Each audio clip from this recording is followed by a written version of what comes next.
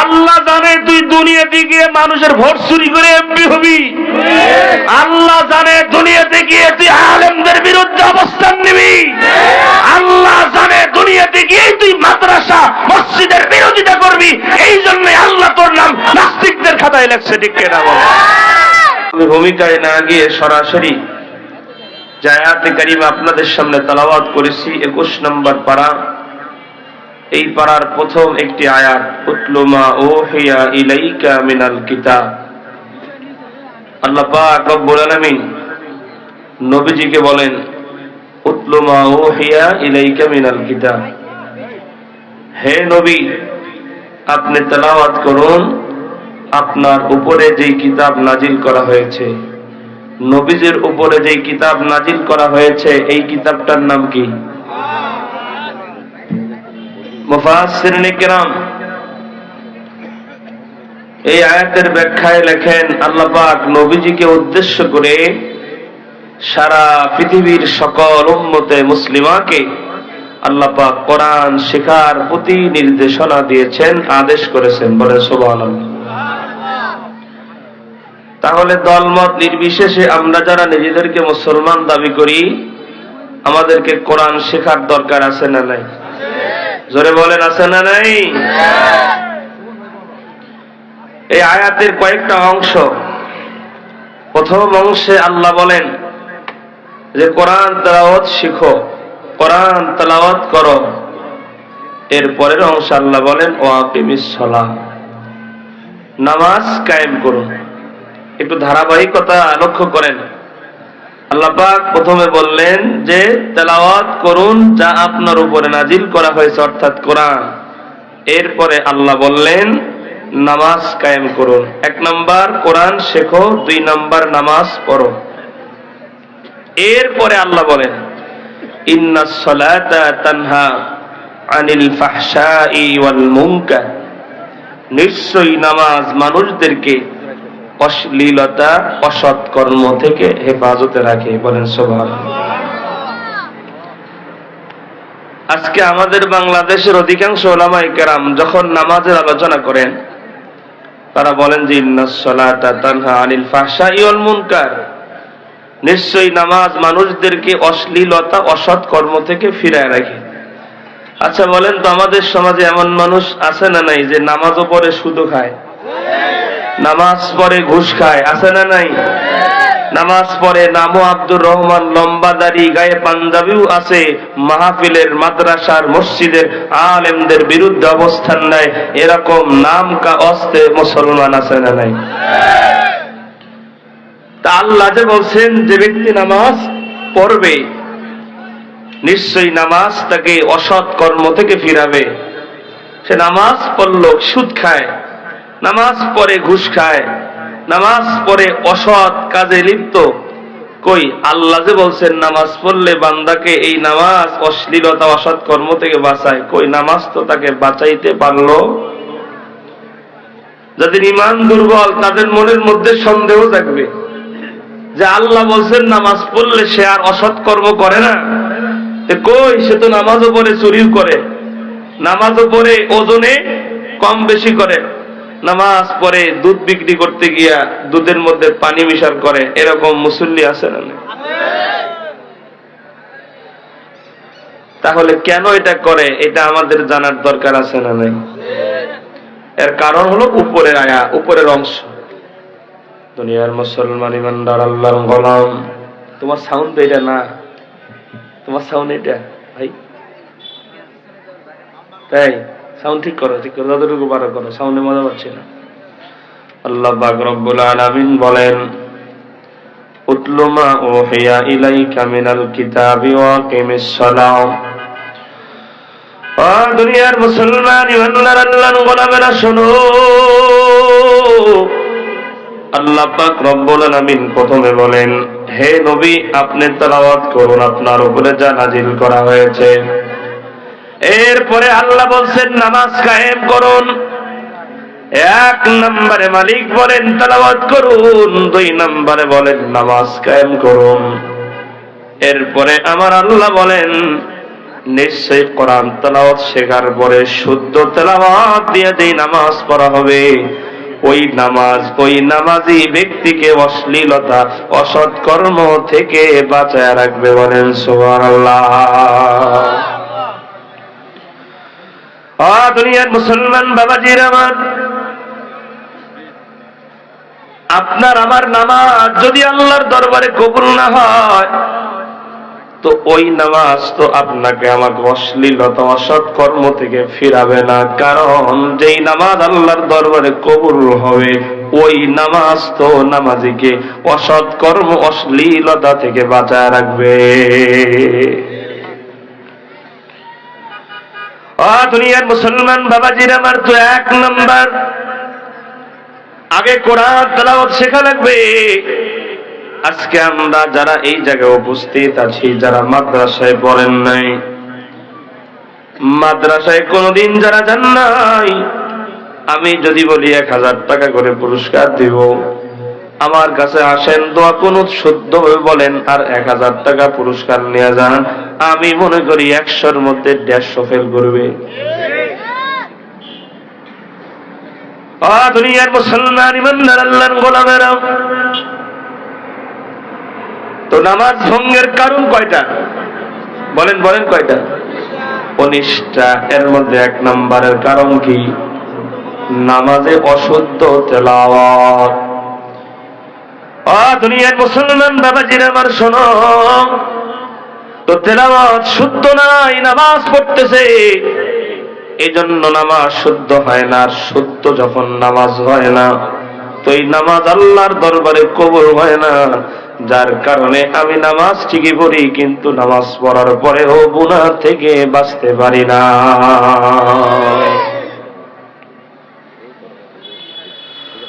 দুনিয়ার মুসলমান বাবাজিরা আমার, আল্লাহর নবী, বিশ্ব নবী, দয়ার নবী, মায়ার নবী বলেন, দুনিয়াবাসীরা, আমার উম্মতের দলেরা শোনো, তোমাদের নামাজ আসমানের মাঝখানে ঝুলন্ত থাকে। কি থাকে? ঝুলন্ত থাকে, বোঝেন তো? ঝুলন্ত থাকে মানে এক জায়গায় লটকানো থাকে। আল্লাহর নবী বলেন, তুমি নামাজ পড়ো, কিন্তু নামাজটা আল্লাহর আরশ পর্যন্ত, আল্লাহর দরবার পর্যন্ত পৌঁছে না। তার কারণ হলো 9টা। জোরে বলেন কয়টা? আরো জোরে মুসলমান আওয়াজে বলেন কয়টা? আমি যদি একটু বর্তমান জামানার একটা বিষয় নিয়ে উদাহরণ দেই, বুঝতে সুবিধা হবে। আপনি বাড়িতে টাকা পাঠাবেন, বিকাশের দোকানে গেলেন, গিয়ে বললেন, ভাই এই নম্বরে 20,000 টাকা আপনি এখনই সেন্ড মানি করেন। 20,000 টাকা তারে দিলেন, আপনার সামনে মোবাইলে নাম্বার উঠে এসে সেন্ড করলো। এরপর আপনি চলে গেলেন, কিন্তু ওখান থেকে আবার ফোন দিয়েছে, ভাই টাকা পাঠালেন, টাকা এখনো আসে হয়নি। এরকম কই কই আমার সামনেই তো টাকা পাঠালো। এরে দুনিয়াবাসী, আপনি আবার দৌড় দিয়ে দোকানে চলে গেলেন, গিয়ে বলেন, ভাই আপনার কাছে টাকা দিলাম, আপনি টাকা পাঠালেন, কই এখন পর্যন্ত টাকা তো সে পায় নাই। কয় না, আমি তো টাকা দিয়ে একটু চেক করি। এবার মোবাইল বার করে টিপাটিপি করার পরে দেখে সেন্ড ঠিকই করছিল, কিন্তু আসলেই বলতেছে, ভাই টাকা তো ঠিকই দিছিলাম, সার্ভারের সমস্যা, নেটওয়ার্কের সমস্যার কারণে টাকাটা যায় নাই। হয়নি হয়নি এরকম? টাকা যায় নাই, তার কারণ হলো সার্ভারের সমস্যা, নেটওয়ার্কের সমস্যা, ঠিক কিনা?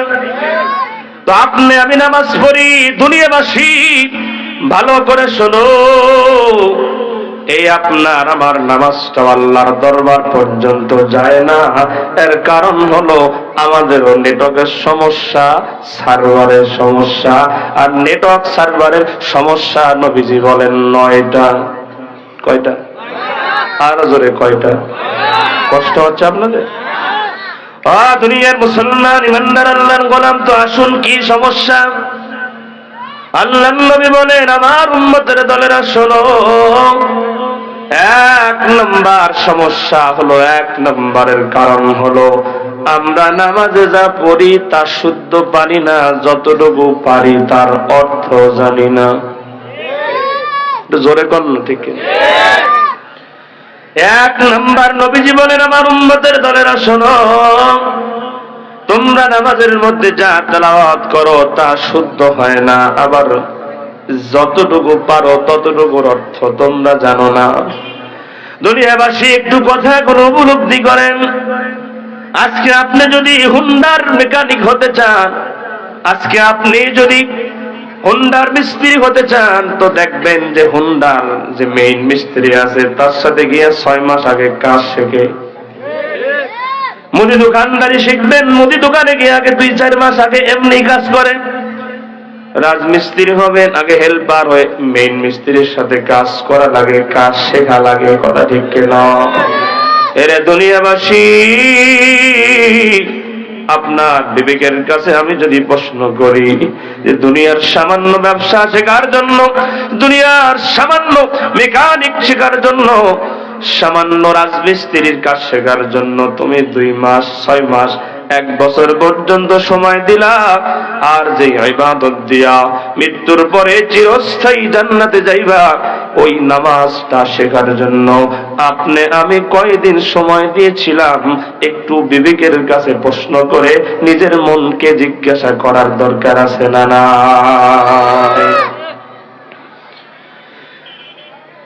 দুনিয়ার মুসলমান বাবাজিরা আমার খেয়াল করেন,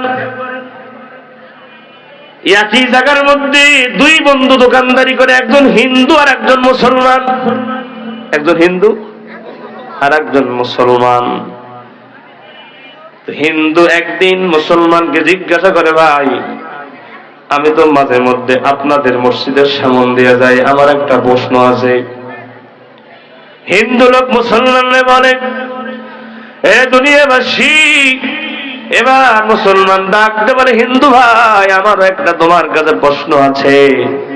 তো হিন্দু লোক বলে, ভাই তাইলে আপনি আগে বলেন। এবার মুসলমান ডাক দিয়ে বলে, ভাই রে, আমি যখন বাড়ি যাই, বাড়ি যাওয়ার পথে তোমাদের মন্দির পড়ে, আমি মাঝে মধ্যে দেখি মন্দিরের মধ্যে তোমাদের ওই যে পুরোহিত আছে, তোমাদের যে ঠাকুর আছে, তো আমি দেখি সে বলে হরে হরে রাম রাম রাম রাম কৃষ্ণ কৃষ্ণ কৃষ্ণ কৃষ্ণ হরে হরে, এরকম আরো নানান কথাবার্তা বলে। আমার মনের চাহিদা, আমার মন জানতে চায়, এই যে রাম রাম বলে, এই রাম ছেলে নামে কি জিজ্ঞাসা করছে? মুসলমান হিন্দুরে বলে, এই যে রাম রাম বলে, এই রাম নাকি ছেলে নামে?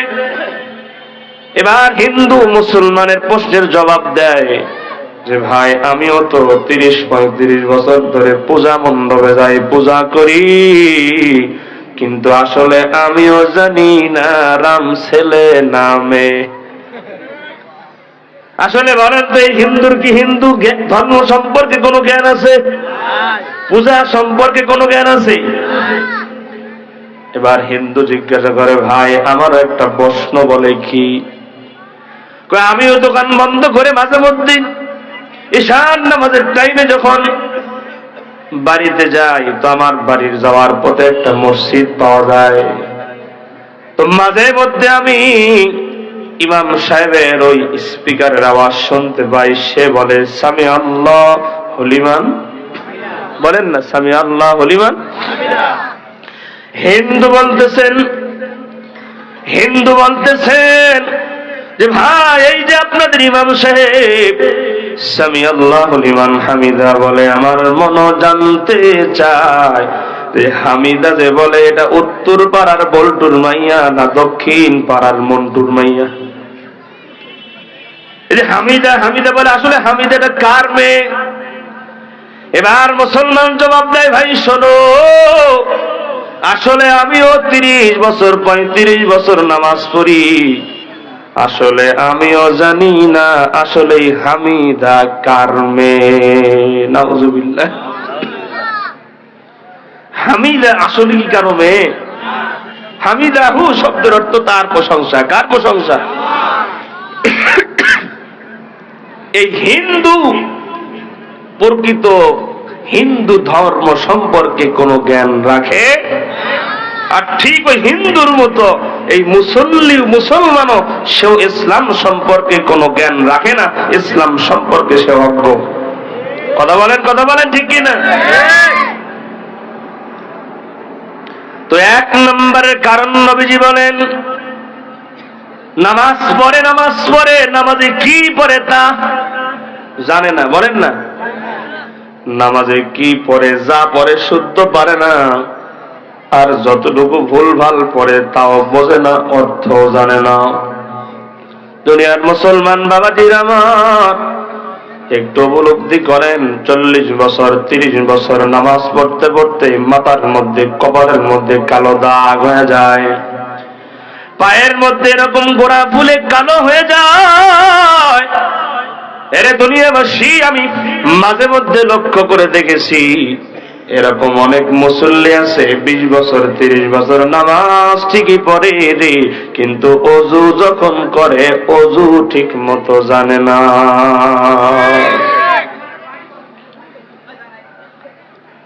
তো একটু খেয়াল করেন, আল্লাহর নবী বলেন, আমার উম্মতের দলেরা শোনো,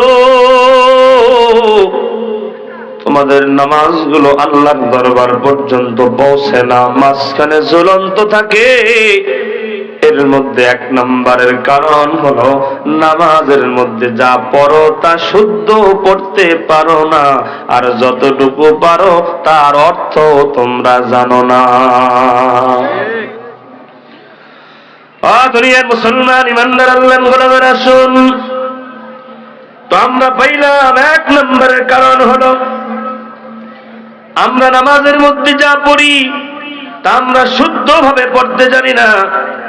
দুনিয়ার মুসলমান ইমানদার আল্লাহর গোলাম, 2 নাম্বার হলো পবিত্রতার অভাব। কিসের অভাব? একটু জোরে বলেন না, কিসের অভাব? পবিত্রতার অভাব। এই পবিত্রতা এটা আবার 2 প্রকার। কয় প্রকার?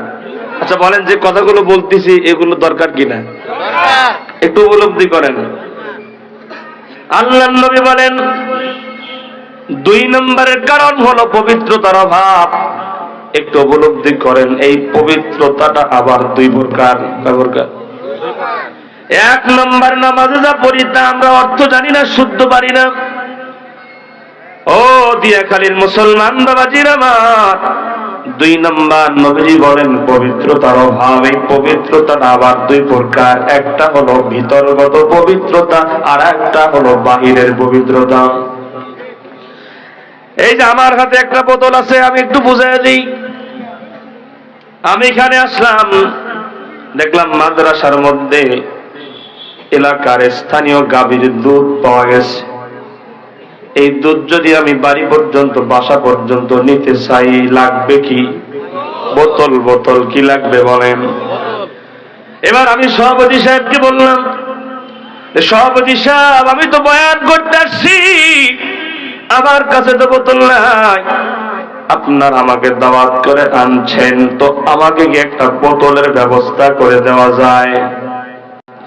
সভাপতি সাহেব বলে, হুজুর তাহলে তো একটু খোঁজা লাগবে। খুঁজতে খুঁজতে একটা বোতল পাইছে, দেখে গোয়ালঘরের কোনায় 3 মাস আগে ফালা রাখছিল এমন সুন্দর একটা নতুন বোতল। আর এই বোতল যদি কোথাও পড়ে থাকে, ওই বোতলের ভিতরে গন্ধ হয়ে যায়, সাদা সাদা ময়লা হয়ে যায়। ওই বোতলের মুখটা খুললে আশেপাশেও থাকা যায় না, ঠিক কিনা বলেন? এবার সভাপতি সাহেব ওই বোতল বাইর করছে, আমারে দিবে। এবার টিউবওয়েলের সামনে গিয়া, এবার উপরে উপরে উপরে ভালো করে বুঝেন, উপরে 40 বার হুইল দিয়া সাবান দিয়া ভালো করে 40 বার ধুইছে, ভিতরে না উপরে? উপরে ধুইছে, ভিতরে? উপরে ধৌত করছে, ভিতরে ধৌত করে না। এবার আমাকে গিয়ে বলে, হুজুর এই যে নেন বোতল, এটা করে দুধ নিয়ে বাড়ি যান। সচেতন জনতা একটু বুঝে থাকলে বলো, এই বোতলে করে যদি দুধ বাড়িতে নিয়ে যাই, বাসায় নিয়ে যাই, বউ কি আদর করবে? আর এই দুধ নিয়ে যদি বাজারে যান, কথা কয় না, ঠিক কিনা বলে? তাহলে একটু খেয়াল করেন, বোতল উপরেও ময়লা, ভিতরেও ময়লা। আপনি ভিতরে ধন নাই, কিন্তু উপরে ধুইয়া দুধ ভিতরে লইয়া মার্কেটে যদি যান, ওই দুধ মার্কেটে চলে। আরো জোরে বলেন, মার্কেটে চলে। এখন আসেন, আপনার ওযু চলে গেছে, ফরজ গোসল হয়ে গেছে, গোসল ফরজ হয়ে গেছে, আপনি এবার ওযু করলেন, গোসল করলেন, পবিত্রতা অর্জন করলেন। বলেন তো পেট ধুইছেন না শরীর ধুইছেন? কথা বুঝতেছেন তো? এখন আপনি নামাজের টাইম হয়েছে, নামাজে গিয়ে বলেন আল্লাহু আকবার, উপরের পবিত্রতা শেষ। নবীজি বলেন, এরে আমার উম্মত, আমি বলেছি নামাজ আল্লাহর দরবার পর্যন্ত পৌঁছার জন্য যে শর্তগুলো লাগবে, আল্লাহর দরবার পর্যন্ত নামাজ যে পৌঁছে না, 2 নম্বরের কারণ হলো পবিত্রতার অভাব। পবিত্রতা 2 প্রকার, একটা হলো বাহিরের পবিত্রতা, আর একটা হলো ভিতরের পবিত্রতা। আমার উম্মতী, ওযুর দরকার, ওযু করেছো, গোসলের দরকার, গোসল করিয়া নামাজে দাঁড়ায়ছো, কিন্তু এই যে পেটের মধ্যে নারী ভুঁড়ি যা আছে, এর মধ্যে যে সুদের টাকা, ঘুষের টাকা, এই হারাম যে ভিতরে ঢুকায়ছো, ভিতরটা পরিষ্কার করার দরকার, পবিত্র করার দরকার আছে না? না। মাঝে মধ্যে এসে বলে, হুজুর এত নামাজ পড়ি, তাহাজ্জুদ পড়ে দোয়া করেছি, দোয়া কবুল হচ্ছে না। কেন হচ্ছে না? নামাজ ঠিকই পড়ি, কিন্তু নামাজটা আমার আল্লাহর দরবার পর্যন্ত পৌঁছলো কিনা, এই খোঁজটাও আমার নেওয়ার দরকার ছিল কিনা বলেন। আপনার মেয়ে মাদ্রাসায় পড়ে, আপনি একজনকে দিয়ে বললেন, ভাই আমার মেয়েটাকে একটু মাদ্রাসা পর্যন্ত দিয়ে আসেন। 5 মিনিট পরেই মন বলে, ফোন দিয়ে হুজুরে জিগাই আমার মেয়েটা মাদ্রাসায় গেল কিনা। কথা বলেন না কেন? নামাজটা পড়ে যে আসেন, এই যে 20 বছর ধরে পড়তেছেন, কোনদিন কি চিন্তাটা হয়েছিল যে আমি যে 20 বছর নামাজ পড়ি, আসলে নামাজটা আমার আল্লাহর কাছে গেল কিনা? বলেন, একটু চিন্তা করার দরকার ছিল কিনা? এই জন্যই নবীজি বলেন, প্রত্যেকটা আমলের আগে আল্লাহর কাছে দোয়া কর, আল্লাহ আমি যে ইবাদত করি, ইবাদত তুমি কবুল করো। জোরে বলেন আমিন। প্রত্যেকটা আমল করার আগে আল্লাহর কাছে দোয়া করা, এবং 2 নম্বরে আশা রাখা, 3 নম্বরে আবার দোয়া করা, আল্লাহ তুমি আমার আমলটাকে কবুল করে নাও। জোরে বলেন আমিন। দুনিয়ার মুসলমান ইমানদার আল্লাহর গোলামেরা, আসুন, লম্বা করব না।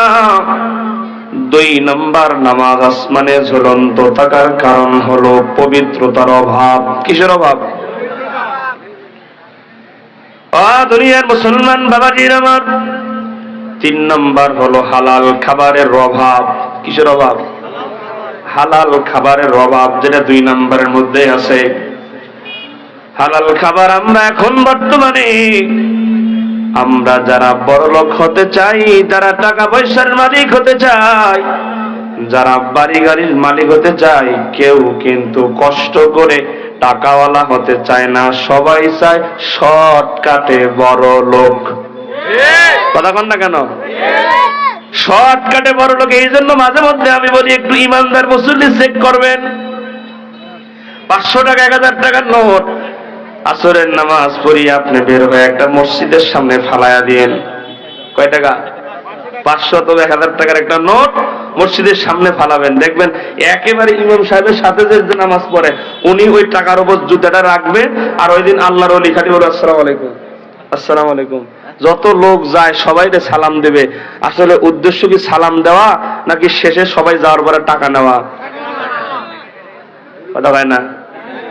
টাকা তো বাদ দিলেন রে ভাই, সামান্য 1 টুকরা জিলাপি, তাও মান্নতের। কথা হয় না। কিসের জিলাপি? কিসের? মান্নতের জিলাপি নিয়ে জুম্মার দিনে সবার আগে সবাই বলতেছি না, অনেক অনেক স্থানীয় মানুষ আছে যে ওই রকম জিলাপি প্রত্যেকদিন 5 মণ মানুষের খাওয়াইতে পারে। ওখানে গিয়ে 1 টুকরা জিলাপির জন্য হুড়োহুড়ি করে। কথা হয় না? আছে না নাই? আর যদি ভুনা খিচুড়ি হয় তো কোনো কথাই নাই, মিডিয়ায় তো রেকর্ড হয়। আমি যখন ঢাকাতে এক মসজিদে ছিলাম, ওই মসজিদের ক্যাশিয়ার ছিল ডায়াবেটিস। কি আছে? ডায়াবেটিস। মিষ্টি খাওয়া নিষেধ। তো ঢাকাতে কিন্তু প্রায় শুক্রবারই কি হয়? আসরের টাইমে একটু দোয়া খায় হয়। আর ঢাকাতে তো সবাই মোটামুটি প্যাকেটিং করে, 2-3 প্রকারের মিষ্টি থাকে, সিঙ্গারা থাকে, চামচা থাকে, এরকম দিয়ে প্যাকেট করে। উনি একলাই নিত 5টা। কয়টা নিত? অথচ মিষ্টি খাওয়া নিষেধ। শুক্রবার, শনি, রবি, সোম, মঙ্গলবার আমি কি যেন এক কারণে ওনার বাসায় গেছি। কয়দিন পরে? 5 দিন পরে তো আমার সামনে ওই সিঙ্গারা আর মিষ্টি দিছে। আমি বললাম এটা গরম গরম কেন? হুজুর খুব ভালো। এটা ভালো গাও যে জুমার দিনে মিলাদ পড়লেন না, ওই মিষ্টি। 4 পোটলা 5 পোটলা নেয়। এটা কিন্তু নিজে খায় না, কিন্তু চোখের লোভ। এই জন্য একটা প্রবাদ আছে যে মন ভরে তো চোখ ভরে না। কথা বল না কেন? ঠিক কিনা বলেন? চোখের নেশা। পেট ভরছে, এরপরে আনন্দ দাও, আছে না নাই? এটা তো মুমিনের কথা না। মুমিন যখন সামনে কিছু দেখবে সেটা আগে চিন্তা করবে এটা আমার জন্য হালাল না হারাম। যদি হালাল হয় অ্যাকসেপ্ট করবে, আর হালাল যদি তার জন্য না হয়, বৈধ যদি না হয়, সে এটাকে কখনোই গ্রহণ করতে পারে না। ঠিক কিনা? দুনিয়ার মুসলমান ইমানদার আল্লাহর গোলামেরা, 4 নাম্বার হলো খুশু খুজুর অভাব। কিসের অভাব? খুশু খুজু মানে একাগ্রতা। নামাজ এমন একটা ইবাদত, দুনিয়ার মুসলমান বাবাজির আমার, হাশরের ময়দানে পরকালের দিনে আমার আল্লাহ জান্নাতীদেরকে জান্নাত দেবে, জাহান্নামীদেরকে জাহান্নাম দিবে। এ ভাই তোমার সাউন্ডটা বাড়াও রে বাবা, কষ্ট হয়। দুনিয়ার মুসলমান বাবাজির আমার, একটু খেয়াল করেন, জান্নাতীরা যখন জান্নাতে ঢুকবে, জাহান্নামীরা যখন জাহান্নামে ঢুকবে, আমার আল্লাহ জান্নাত জাহান্নাম এমন করে বানাইছে, জান্নাতীরা জাহান্নামীদেরকে দেখবে আর জাহান্নামীরা জান্নাতীদেরকে দেখবে। জান্নাতীরা পরস্পর, যারা জান্নাতে থাকবে তারা কথা বলবে। কি কথা বলবে? আল্লাহ বলেন ফি জান্নাতিন ইয়াতাসাআলুন।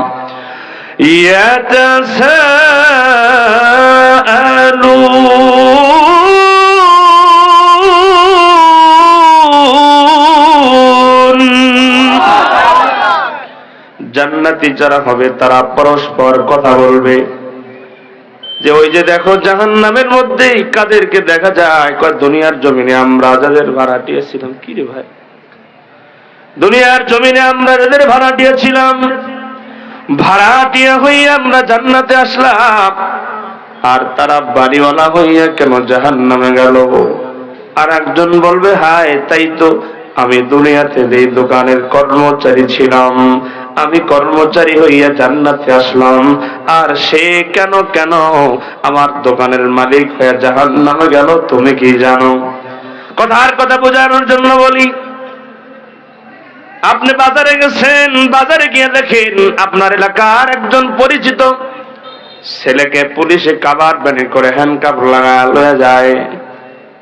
আপনি কিন্তু পাশে যদি কোনো লোক দাঁড়ানো থাকে তারে বলবেন ভাই, এই যে ছেলেটা আমার পরিচিত, আপনি কি জানেন পুলিশ তারে কেন অ্যারেস্ট করে নিয়ে যায়? সে যদি জানা থাকে বলবে, আর যদি না জানা থাকে বলবে ভাই আমি একটু আগে আসছি, আমিও আসলে জানি না। তখন একে অপরকে বলবে তুমিও যখন জানো না, আমিও যখন জানি না, তো চলো আমরা একটু ওই ছেলেটাকে গিয়ে জিজ্ঞাসা করি সে কে অপরাধ করেছে যার জন্য তাকে পুলিশ অ্যারেস্ট করে নিয়ে যায়। কথা ঠিক কিনা বলেন? ঠিক তদ্রূপ ভাবে যারা জান্নাতি হবে, জান্নাতি যারা হবে তারা একে অপরকে বলবে তোমরা কি জানো কি অপরাধের কারণে তারা জাহান্নামে আসছে? তারা সবাই বলবেন না আমরা তো জানি না। তখন জান্নাতীরা বলবে যে তুমিও যখন জানো না, আমিও যখন জানি না, তো চলো চলো আমরা একটু জাহান্নামীদেরকে জিজ্ঞাসা করি তারা এমন কি অপরাধ করেছে যেই অপরাধের জন্য তারা জাহান্নামে আসছে। এবার জাহান্নামীদেরকে জান্নাতীরা জিজ্ঞাসা করবে আনিল মুজরিমিনা মা সালাকাকুম ফি সাকার। জান্নাতীরা বলবে, এই জাহান্নামীরা বলো, দুনিয়ার জমিনে কি অপরাধ করেছো? বলো বলো, কি এমন অপরাধ করেছো যার জন্য তোমরা আজকে জাহান্নামে আসছো? জাহান্নামীরা কয়েকটা কারণ বলবে, তার মধ্যে এক নম্বরের কারণ তারা বলবে, ক্বালু লাম নাকু মিনাল মুসাল্লিন।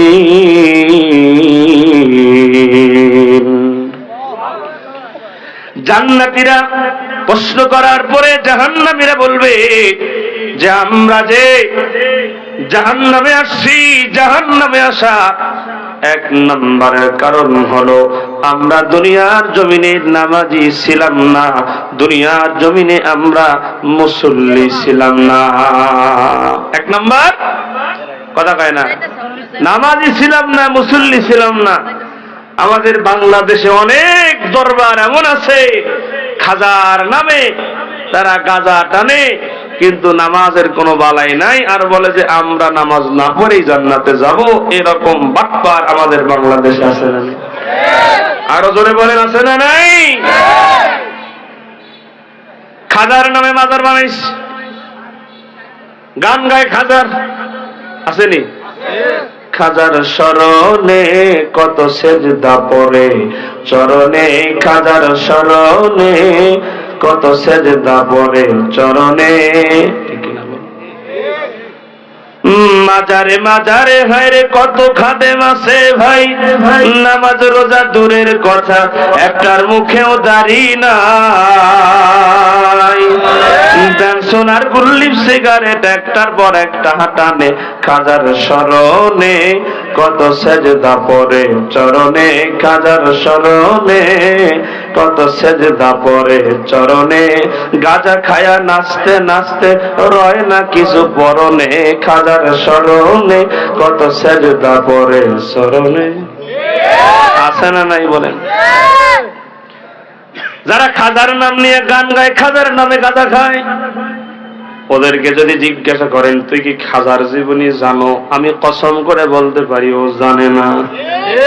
যদি খাজার ইতিহাস জানতো, খাজা মঈনুদ্দিন চিশতি কে ছিল, তাহলে খাজার নাম নিয়ে গাঁজা খাইতে পারতো না, নামাজও ছাড়তে পারতো না। ঠিক না বলেন?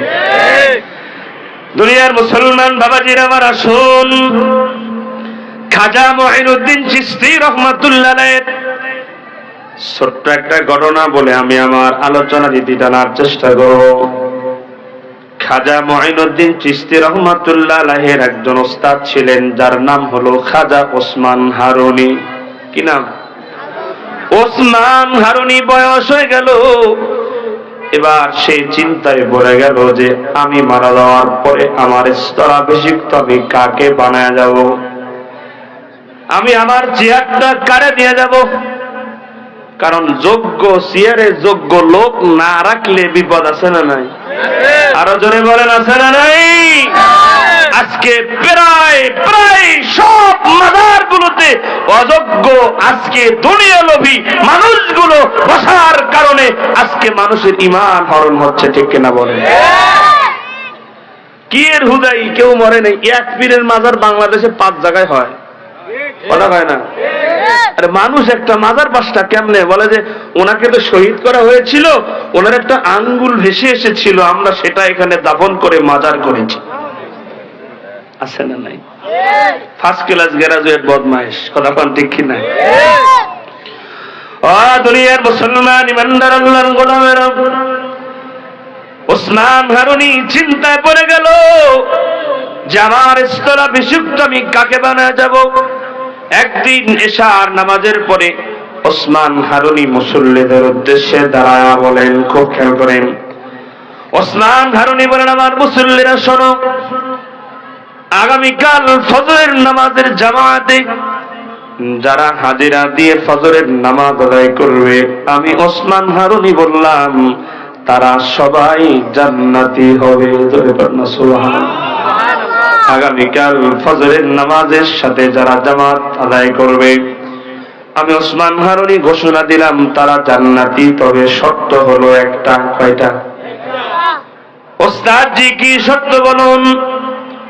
এই যে তোমরা কতজন আছো গণনা করে দেখলেন 18 জন। কতজন?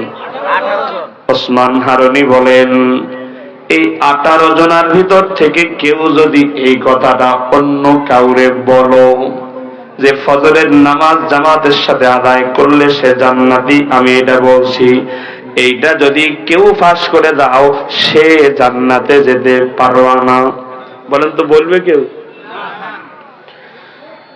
দুনিয়ার মুসলমান বাবাজির আমার, বাবা বাবা সন্তান রে নিয়ে পাশে ঘুমায়, বাবা সন্তানকে বলতে চায়, এরে সন্তান, ওসমান হারুনি বলছেন ফজরের নামাজ জামাতের সাথে পড়লে জান্নাতে যাইতে পারবি। বাবা বলতে চায় কিন্তু বলে না, আবার চিন্তা করে যদি বলি তো আমি তো জান্নাতে যেতে পারবো না। স্ত্রীর পাশে স্বামী ঘুমায়, স্ত্রীকে স্বামী বলতে চায় কিন্তু আবার চিন্তা করে যে আমি যদি স্ত্রীকে বলি তো আমি তো জান্নাতি হতে পারবো না। স্বামী স্ত্রীর কাছে বলে না, বাবা তার সন্তানের কাছেও বলে না। দুনিয়ার মুসলমান বাবাজির আমার, ফজরের আযান হয়ে গেল। ওসমান হারুনি জায়নামাজের মধ্যে দাঁড়ায় সুন্নত আদায় করে তাসবিহ তাহলিল পড়ে পিছনে ফিরে আর তাকায় নাই। এবার টাইম যখন হয়ে গেল মুয়াজ্জিন দাঁড়ায় কামাত দিলেন। ওসমান হারুনি নামাজ শেষ করলেন। ফজরের নামাজ আর আসরের নামাজ, এই দুই নামাজ ইমাম সাহেবরা কিন্তু সালাম ফিরে পিছনের দিকে ঘুরে বসে, ঠিক না? এখন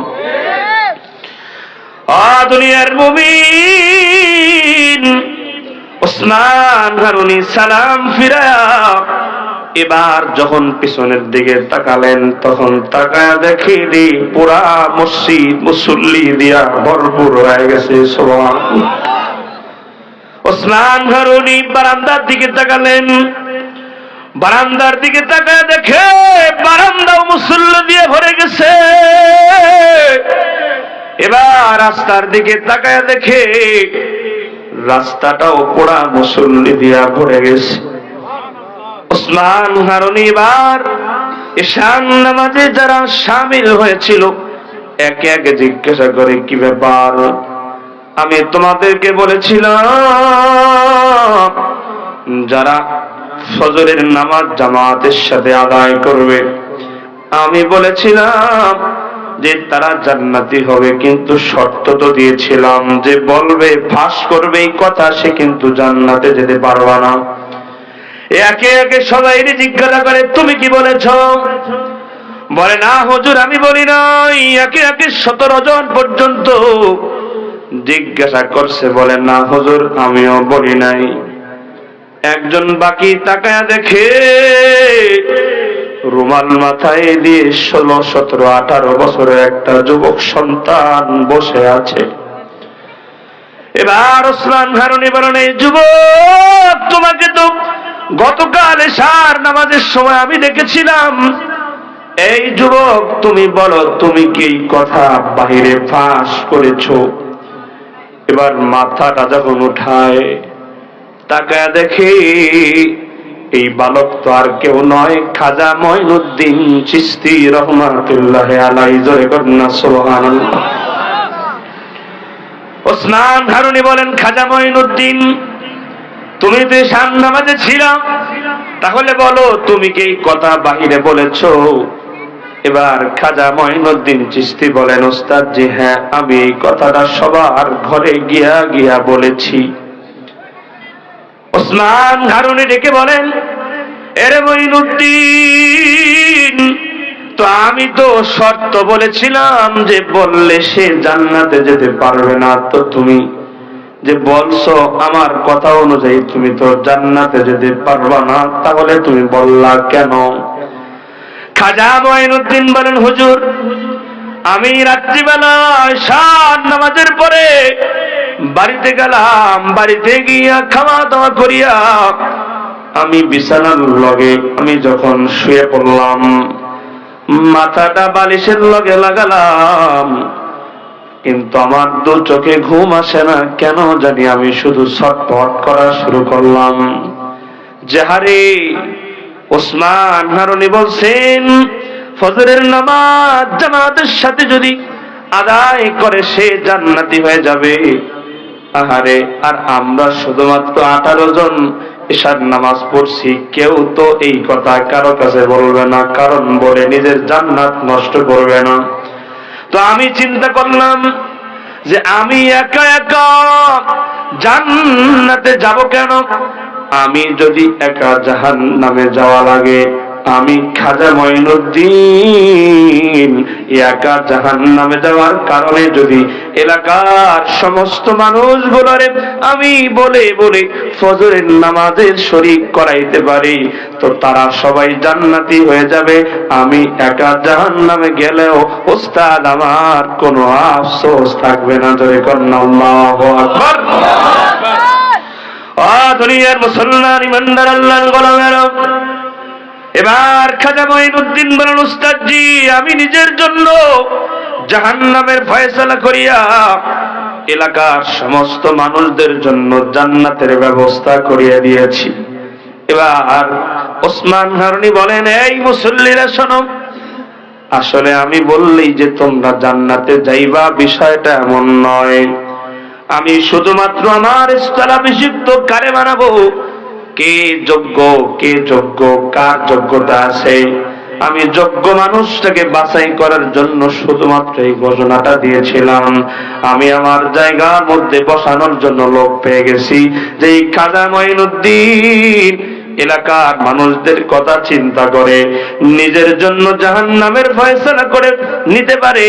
আমার মন বলে আমার এই জায়গার জন্য খাজা মঈনুদ্দিনের থেকে বেশি যোগ্য মানুষ আর এলাকায় থাকতেই পারে না। কথা বলেন ঠিক কিনা? খাজা মঈনুদ্দিন চিশতি নিজে জাহান্নামে যাওয়ার ফয়সালা করে এলাকার মানুষদেরকে জান্নাতে নেওয়ার জন্য এই সিদ্ধান্ত গ্রহণ করেছিলেন। আর এই বাটপারেরা ওই খাজার নামে আঞ্জা দিয়ে গাঞ্জা খায়। কথাগণ ঠিক কিনা? বলেন, জান্নাতি যদি হতে চাই নামাজ পড়ার দরকার আছে না নাই? আর এই নামাজটা আল্লাহর দরবার পর্যন্ত গেল কিনা এটাও আমাদের ব্যবস্থা করা বা জানার দরকার আছে না নাই? তাহলে নবীজি বলেন, কয়টা কারণে বান্দার নামাজ আসমানে ঝুলন্ত থাকে? আরো জোরে বলেন, কয়টা? 4 নাম্বার, খুশুখুজুর অভাব। নামাজ পড়ে নামাজের মধ্যে মনোযোগ। আল্লাহ বলেন, ফাওয়াইলুল লিল মুসাল্লিন আল্লাযীনা হুম আন সালাতিহিম সাহুন। আল্লাহ বলেন, দুর্ভোগ ওই নামাজি, কপাল পোড়া ওই নামাজি যে নামাজ পড়ে কিন্তু নামাজের মধ্যে গাফেল, উদাসীন, নামাজ পড়তে যে খবরই নেই। আছে না নাই? হাত বাঁধবে তাও জানেন। একদিন দেখলাম একজন এরকম করে হাত বাঁধছে, বাম হাত উপরে ডান হাত নিচে। আছে না নাই? কোন দাঁড়াইছে কেমনে খবর নাই, দাঁড়াইছে ইমাম সাহেবের উপর গেছে খবরই নেই। এরকম হয় কিনা? নামাজটা তো খুশুখুজুর সাথে, একাগ্রতার সাথে, মনোযোগের সাথে পড়া দরকার। ভাই, নামাজ এমন একটা ইবাদত। সূরা মুমিনুনের তাফসীর দেখবেন, সফল মুমিনের 7টা গুণ আল্লাহ বলছেন। 1 নম্বরও নামাজ, 7 নম্বরেও নামাজ। বান্দার নামাজ ঠিক হলে বান্দার প্রত্যেকটা জায়গা ঠিক করে দেবেন আল্লাহ। সুবহানাল্লাহ। ও দুনিয়ার মুসলমান ইমানদার আল্লাহর গোলামেরা, 4 নম্বর হলো খুশুখুজুর অভাব। 5 নম্বর হলো নামাজ থেকে শিক্ষার অভাব। কিসের অভাব? নামাজ আমাদেরকে শিক্ষা দেয় কি দেয় না? আরো জোরে আওয়াজ করে বলেন, দেয় কি দেয় না?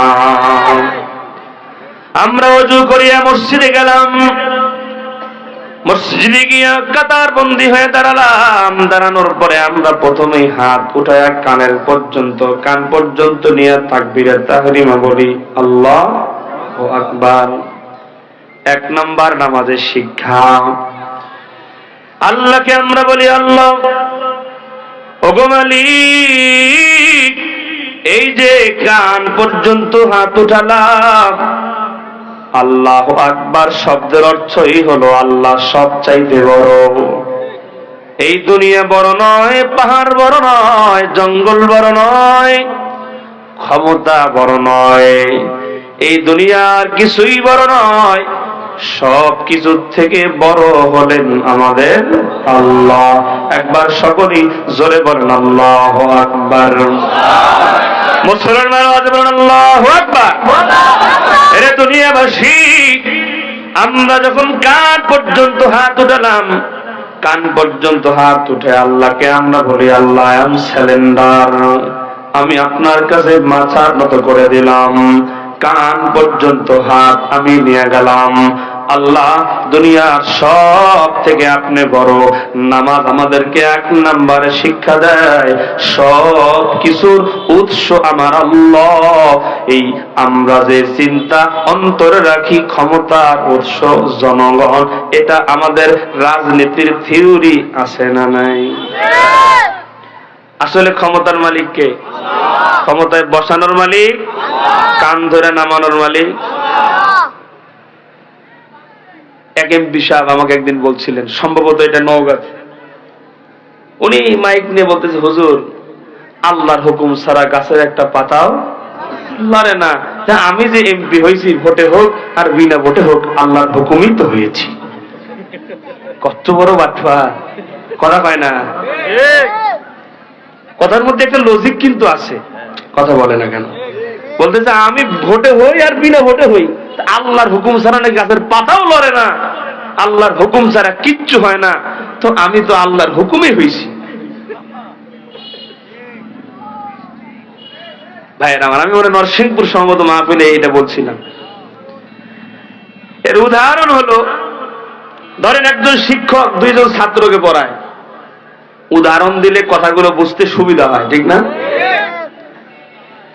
আমি তো এইভাবে বয়ান করার চেষ্টা করি যে আমি 1 ঘন্টা কথা বলবো, একটা কথাও যেমন এমন না থাকে যে আমার শ্রোতা বুঝে নাই। শিক্ষক ছাত্র পড়ায় কয়জন? বলেন বলেন কয়জন? পরীক্ষার আগ মুহূর্তে দিয়া শিক্ষক বলছে আব্দুল কুদ্দুস পাস করবে, আব্দুর রহমান ফেল করবে। পরীক্ষার আগে না পরে? পরীক্ষা যখন হয়ে গেছে, পরীক্ষার পরে গিয়ে আসলেই আব্দুল কুদ্দুস পাস করছে, আব্দুর রহমান ফেল করছে। আব্দুর রহমান লাঠি নিয়ে আসছে, বলছে স্যার বলছে তাই আমি ফেল করছি, স্যার যদি বলতো আমি পাস করব তাও আমি পাস করব। কথাটা কি আসলে ঠিক আছে?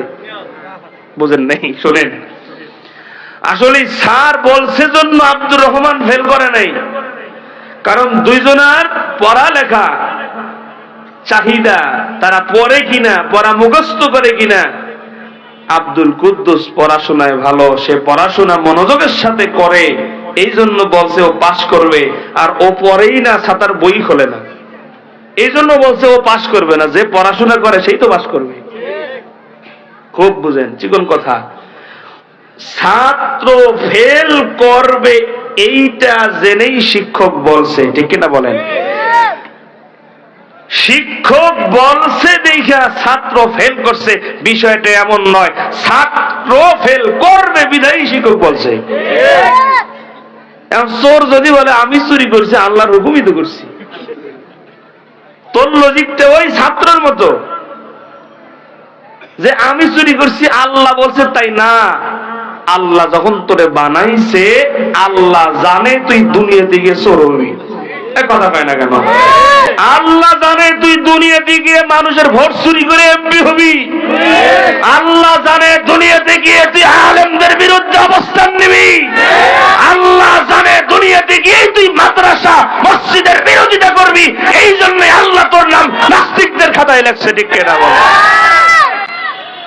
আল্লাহ বলছে বিদায় তুই নাস্তিক হয়েছ তা নয়, তুই নাস্তিক হবি এটা আল্লাহ জানে, তাই লেখছে, ঠিক কিনা বলে? দুনিয়ার মুসলমান বাবারা, প্রধান মেহমান চলে আসছেন, একটা স্লোগান দিই, নারায়ে তাকবীর, নারায়ে তাকবীর, নারায়ে তাকবীর। প্রধান বক্তার আগমন দিয়াখালীবাসীর পক্ষ থেকে, দিয়াখালীবাসীর পক্ষ থেকে লিল্লাহে তাকবীর। মালিক কবুল করেন, জোরে বলেন আমিন। আসেন, আমি আর লম্বা করি না। 6 নম্বর আমি বলতেছিলাম নামাজ থেকে শিক্ষার কথা। তা আমরা কান ধরে আল্লাহকে বলি, আল্লাহ সব কিছুর উপরে ক্ষমতা আল্লাহ। এটা মসজিদে নামাজ আমাদেরকে যে শিক্ষাটা দেয়, এটা নামাজের বাহিরেও আমাদেরকে ঠিক রাখার দরকার আছে না নাই? আরো জোরে বলেন, আছে না নাই? এরপরে আসেন 2 নাম্বার, আমরা যখন মসজিদে ঢুকলাম, 2 নাম্বার আমরা যখন কই ঢুকলাম, মসজিদে ঢুইকা কাতার বন্দি হয়ে দাঁড়াই কিনা? অ্যাটেনশন প্লিজ আমার দিকে, আমি শেষ করছি। এই যে দাঁড়ালাম, আল্লাহু আকবার বললাম, 1 নম্বরের শিক্ষা শেষ, নাকি বলেন? এবার হাত বাঁধার পরে এই যে কোনো আছে না, এই যে গোতা দিয়ে কেউ বলছে, এই তুই আওয়ামী লীগ পিছে যা, তুই বিএনপি পিছে যা, তুই জামাত, তুই জাতীয় পার্টি, তুই কাকার লোক, তুই আরো একবারে শেষ কাতারে যা।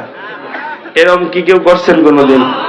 আমরা আওয়ামী লীগ, বিএনপি, জাতীয় পার্টি, চরমনাই, তাবলিগ, পাবলিক, জাসদ, বাসদ, এক কথায় যারা মুসলমান, সবাই এক কাতারে শামিল হয়ে আল্লাহকে আমরা এটা বুঝাই যে আল্লাহ বিএনপি হয়ে নামাজে দাঁড়ায় নাই, আওয়ামী লীগ হয়ে নামাজে দাঁড়ায় নাই, আমাদের পরিচয় একটা, সেটা হলো, বলেন না, সেটা হলো মুসলমান। নামাজ এই শিক্ষাই দিচ্ছে। নামাজের ভিতরে মসজিদে তোমরা যখন কাতারবন্দি হয়ে দাঁড়াও, তোমাদের পরিচয় দলের থাকে না, তোমাদের পরিচয় তখন একটা, তোমরা মুসলমান। নামাজ শিক্ষা দিচ্ছে মসজিদের বাহিরেও তোমরা যদি ইসলামের ক্ষেত্রে, রসুলের ক্ষেত্রে, আল্লাহর ক্ষেত্রে তোমরা যদি মসজিদের মধ্যে বাহিরে কাতার বন্দী হয়ে দাঁড়াতে পারতে, রাম আর বাবেরা ইসলামের উপরে চাপরাঙ্গায়া কথা বলার সাহস পেত না, ঠিক কিনা বলেন? কিন্তু না, মসজিদ থেকে বের হতে দেরি, জুতাটা নেওয়ার আগে কয় এই কি বিএমপি করে ধর। আর এখন কি কয় আওয়ামী লীগ কই, কথা কান ঠিক কিনা? দলাদলি আপনাদেরকে উদাত্ত আহ্বান জানাই, আপনি যে কোনো দল ব্যক্তিগতভাবে করেন, কিন্তু আমি আপনাদেরকে একটা মেসেজ, একটা আবেদন আপনাদের কাছে রাখতে চাই, সেটা হলো দল দলের জায়গায়, দলের থেকে আমার ইসলাম, আমার ধর্ম বড়, কথা বল ঠিক কিনা? এই জন্য বাংলাদেশে যখনই ইসলামের কোন ইস্যু আসবে, কোরআনের কোন ইস্যু আসবে, মুসলমানদের কোন ইস্যু আসবে, দল মত নির্বিশেষে ইসলামের পক্ষে থাকার জন্য, দণ্ডায়মান হওয়ার জন্য আমরা চেষ্টা করব ইনশাআল্লাহ। কারা কারা 2 হাত তুলে মাওলাকে দেখা দিই। আল্লাহ পাক আমাদেরকে কবুল করেন, জোরে বলেন আমিন। তো নামাজের মধ্যে শিক্ষা 2 নাম্বার, মসজিদে যেমন দলাদলি নাই, ইসলামের ক্ষেত্রে বাহিরেও দলাদলি করা যাবে। 3 নাম্বার হলো, এই দিয়াখালীর মসজিদে ইমাম সাহেব যখন সেজদায় থাকে, মুসল্লিরা তখন রুকুতে থাকে।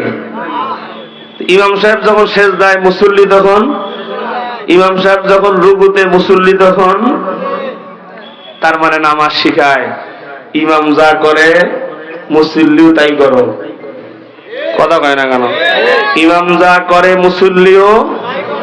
কিন্তু দুঃখ পরিতাপের বিষয় হলো, এই এলাকার মানুষ ইমাম সাহেবের মতো চলবে কি? কিছু কিছু মুসল্লি আছে ইমাম সাহেবের সাথে নামাজ পড়ে, ইমাম সাহেবের সাথে চা খায়, ও ইমাম সাহেবের বেশি দোষ খোঁজে। জোরে কন না ঠিক কিনা? আরো জোরে ঠিক কিনা?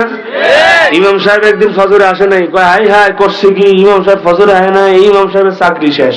আছে না নাই? জোরে কন, আছে না নাই? অথচ এই এলাকার যে কত নামি দামি মানুষ ফজরের নামাজ বছরও একবার আসে না, ওই খবর নাই।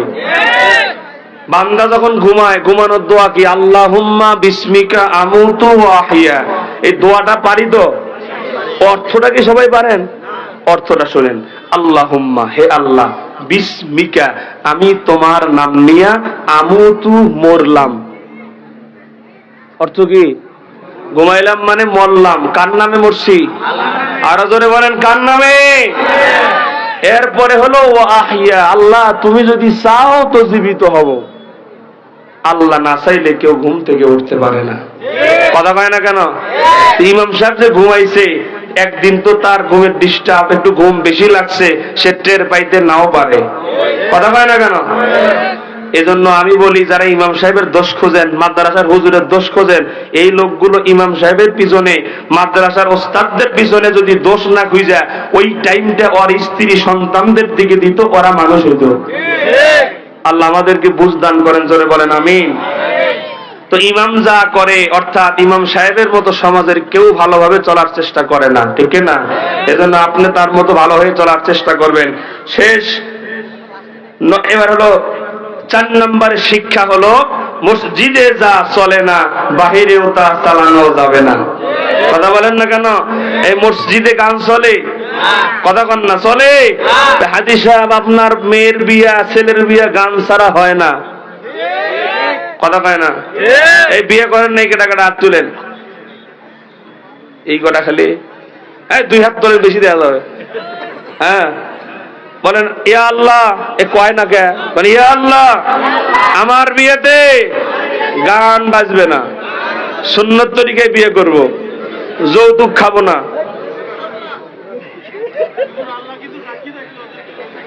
আমি একটা কঠিন কথা বলি, যৌতুক খাওয়ার থেকে কুত্তার পায়খানা খাওয়া সুন্নত। কথা বল না গা? যৌতুক হারাম, পায়খানা হারাম, যৌতুক থেকে পায়খানা উত্তম। এখন খায়েন আর আমার কথা মনে করেন।